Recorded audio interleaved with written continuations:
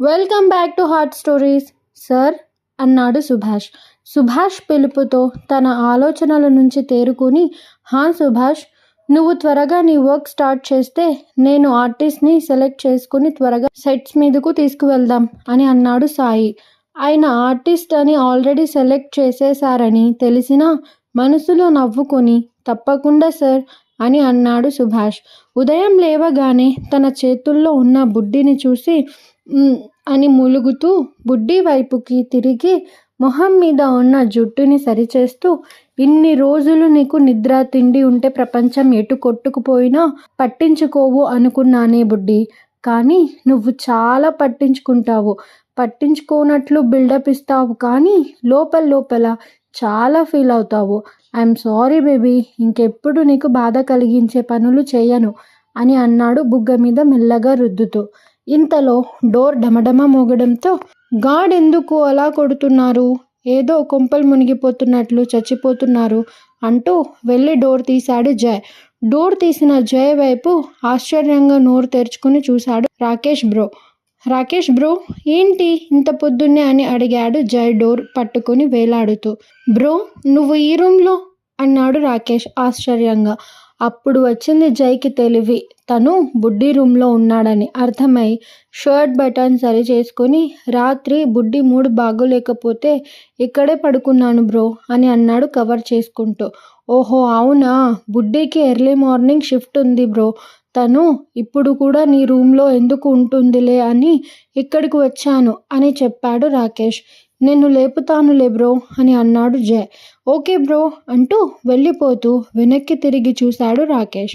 రాకేష్ తిరిగి చూడటం చూసి, ఓహో గాడ్, అన్నీ చేత్తో తల కొట్టుకుంటూ, ఇట్స్ ఓకేలే, ఎప్పటికైనా తెలియాల్సిందేగా అని అనుకుంటూ బెడ్ దగ్గరకు వెళ్ళి బుడ్డి బుడ్డి అంటూ భుజం మీద చెయ్యి వేసి లేపేసరికి, కొంచెం సేపు పడుకోనివ్వు జయ్ అని అంది బుడ్డి నిద్రమత్తులోనే. షూట్ టైం అయ్యిందే, రాకేష్ బ్రో వాళ్ళు రెడీ అయిపోయారు, లే అంటూ బుడ్డిని లేపి కూర్చోపెట్టాడు జయ్. ఎదవ జీవితం, అవసరమా నాకు టార్చర్ అని అంది బుడ్డి జయ్ మీద వాలి మళ్ళీ కళ్ళు మూసుకుంటూ. తప్పదు బేబీ, సక్సెస్ అంత ఈజీగా రాదు కన్నా అని అన్నాడు జయ్ మళ్ళీ బుడ్డిని బెడ్ మీద నుంచి లాగి వాష్రూమ్ వైపు నెడుతూ. నాకి సక్సెస్ వద్దు జయ్, నన్ను త్వరగా పెళ్లి చేసుకో, ఎంచక్కా నేను ఇంట్లోనే ఉంటాను, హ్యాపీగా 8 గంటలకు లేస్తాను అని అంది బుడ్డి. అంత లేదు నాన్న, మన పెళ్ళి అయినా తర్వాత కూడా నువ్వు ఇంట్లో కూర్చుంటే నేను ఊరుకోను. ఇప్పటికే నీ ఫ్యాన్స్ నన్ను ట్రోల్ చేసి చంపుతున్నారు, అదేదో నేను ప్లే బాయ్ లాగా నిన్ను నీ కెరియర్ని స్పాయిల్ చేస్తున్నంత బిల్డప్ ఇస్తున్నారు. ఇప్పుడు పెళ్ళి చేసుకొని నిన్ను ఇంట్లో కూర్చోబెడితే నేను సాడిస్ట్ అని భార్య సక్సెస్ చూసి ఓర్వలేక నీ కెరియర్కి ఫుల్ స్టాప్ పెట్టించానని నన్ను ఏకేస్తారు. సో పెళ్ళి అయిన తర్వాత కూడా నీకు ఈ తిప్పలు తప్పవు బేబీ అంటూ బుడ్డి గులాబీ రంగు బుగ్గల మీద ముద్దు పెట్టేసరికి క్యూట్గా నవ్వుతున్న బుడ్డిని చూసి, ఇలా నవ్వకు అంటూ బుగ్గలాగుతూ వెళ్ళి రెడీ అవ్వు అని. వెయిట్, నిద్ర తేలిందా, నేను గీజర్ వేశాను చూడు అని అన్నాడు జయ్. నేను చూసుకుంటాను, డోంట్ వరీ అని లోపలికి వెళ్ళిపోయి వెనక్కి తిరిగి జయ్ అని చాలా ప్రేమగా పిలిచింది బుడ్డి. అన్నాడు జయ్ వెనక్కి తిరిగి చూస్తూ. జీవితాంతం నన్ను ఇలాగే కేరింగ్గా చూస్తావు కదూ అని అడిగింది బుడ్డి ప్రేమగా చూస్తూ. బేబీ, ఆ డౌట్ ఎందుకు వచ్చింది, షూట్స్ ఉంటాయనా, డోంట్ వరీ, నేను లేకపోయినా మన పిల్లలకి ట్రైనింగ్ ఇస్తానులే. మీ మమ్మీ మీకంటే బుజ్జి బేబీ నేను లేనప్పుడు మీరు తనని జాగ్రత్తగా చూసుకోవాలని చెప్తాను, సరేనా అన్నాడు జయ్ నవ్వుతూ. ఆ మాటకి బుడ్డి నవ్విన నవ్వు జయ్ మనసులో అలా ప్రింట్ పడిపోయింది. పసిపిల్లల స్వచ్ఛమైన నవ్వులా ఉన్న ఆ నవ్వు చూసి ప్రేమగా చూస్తూ, వెళ్ళు టైం అవుతుంది అని తొందర చేశాడు. బుడ్డి షూటింగ్లో ఉండగానే కంపెనీ నుంచి ఫోన్ రావడంతో ఏమైంది అని అడిగింది స్టాఫ్ వైపు చూసి. వాళ్ళు చెప్పాలా వద్దా అన్నట్టు ఒకరి మొహం ఒకరు చూసుకోవడం మొదలుపెట్టారు. వాళ్ళ మొహాలు చూసి చేతిలో ఉన్న ఐప్యాడ్ని తీసుకుని చూసింది బుడ్డి. అది చూడగానే బుడ్డి కళ్ళు రెప్పవేయడం కూడా మర్చిపోయాయి. దేవుడా, ఇప్పుడు జై నన్ను చంపేస్తాడు. వాళ్ళమ్మకి నా జుట్టు చిక్కినట్లే. మా పేరెంట్స్ అని అనుకోగానే బుడ్డి చేత్తో తల కొట్టుకుని కంపెనీ షర్ట్ అని అనుకుంటూ స్క్రోల్ చేసి కామెంట్స్ చూసింది. అవి చూసి నోరు గట్టిగా మూసుకొని కింద కూర్చుండిపోయింది. జై డెఫినెట్గా చంపేస్తాడు, తప్పించుకునే ఛాన్సే లేదు అనుకుంటూ ఎవడు పుణ్యం కట్టుకున్నాడు బాబు ఈ వీడియో వైరల్ చేసి. అరే ఏందిరా, నా పర్సనల్ లైఫ్ మీద మీకు ఇంత ఇంట్రెస్ట్, నన్ను ప్రశాంతంగా బ్రతకనివ్వర్రా. ఇప్పుడు నేను బయటకు ఎలా వెళ్ళాలి, మా మమ్మీ డాడీకి నా మొహం ఎలా చూపించాలి అనుకుని ఫోన్ స్విచ్ ఆఫ్ చేసేసింది బుడ్డి. ఓ గాడ్, నా వల్ల కాదు అని అనుకుని మళ్ళీ వీడియోని చూసింది. జయతో బయటకు వెళ్ళిన నైట్ ముద్దు పెడుతున్న వీడియో. అది చూసిన తర్వాత బుడ్డి ఒక్కసారిగా తన పెదవులను రోల్ చేసింది.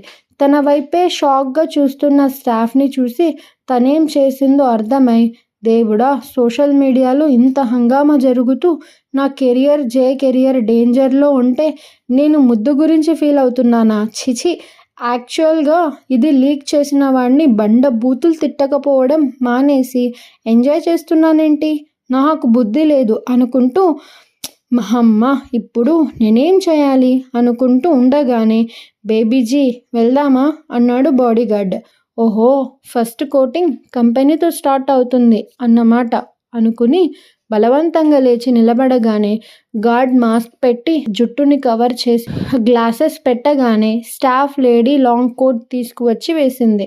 కంపెనీ దగ్గర క్రౌడ్ చూడగానే బుడ్డికి సిచ్యువేషన్ ఎంత సీరియస్ అర్థమై మెల్లగా వణుకు స్టార్ట్ అయింది. ఫోన్ రింగ్ అవ్వడంతో నంబర్ చూసి విజయోత్సాహంతో ఒక నవ్వు విసిరి లిఫ్ట్ చేసి కాలు మీద కాలు వేసుకొని ఊపుతూ హలో అని అంది అనసూయ గర్వంగా. ఓటమి భయంతో ఇంతలా దిగజారుతావని నేను అస్సలు ఊహించలేదు. హౌ డే యు అను అన్నాడు సాయి కోపంగా అరుస్తూ. డేర్ నా ఇంటి పేరు సాయి, అది మళ్ళీ నువ్వు అడగడం సిల్లిగా ఉంది అని అంది అనసూయ. నీ కళ్ళు మనసుతో ఎంత దిగజారుతున్నావో నీకే తెలియడం లేదు. నీ చేతులతో నువ్వే జయ కెరియర్ని నాశనం చేసేస్తున్నావు. నువ్వసలు తల్లివేనా? బయటికి వాళ్ళ నుంచి తన ప్రాణాలు అడ్డు పెట్టైనా బిడ్డని కాపాడే తల్లుల్ని చూశాను, కానీ నీలాంటి తల్లిని జీవితంలో మొట్టమొదటిసారి చూస్తున్నాను. జయని బుడ్డిని వేరు చేయడానికి నేను పంపిన వీడియోని నువ్వే లీక్ చేయించి ఇంత హంగామా చేస్తావా? అసలు నువ్వు తల్లివేనా అన్నాడు పెద్దగా అరుస్తూ. అరవకు, నేనేం నీ నౌకర్ని కాదు అని పెద్దగా అరిచి, అదేంటి సాయి, ఆ రోజు నువ్వే కదా ఆ వీడియో వైరల్ చేసి ఫ్యాన్స్ కళ్ళు తెరిపిస్తాను అన్నావు, నీకెందుకులే ఆశ్రమ అని నేనే చేశాను, దానికెందుకు అంత ఓవర్ రియాక్ట్ అవుతున్నావు అని అంది అనసూయ తాపీగా మాట్లాడుతూ.